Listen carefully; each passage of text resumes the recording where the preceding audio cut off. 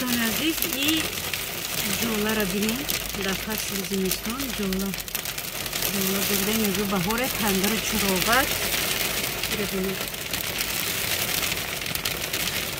سبحان الله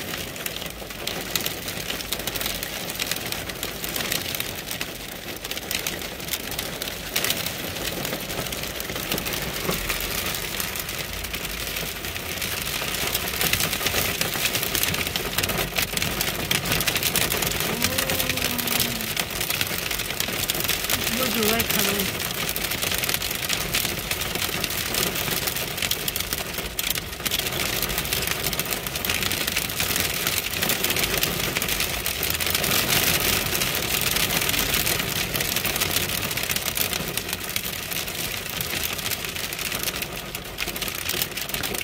آتشی در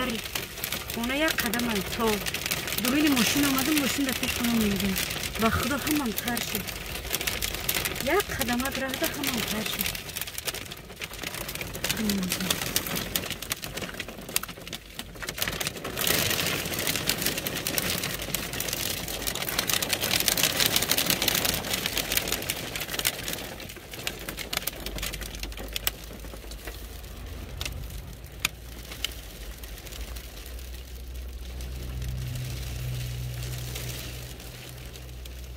من ایره جولا میگم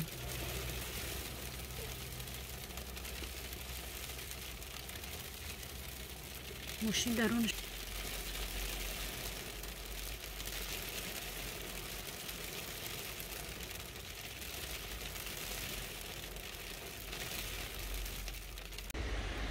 بعد جولا تمام شد برای بینیم با خدا ماشین های میکنی وای میشون بالو نوی زیمنیم باشن که وای میکنه ماشین میپر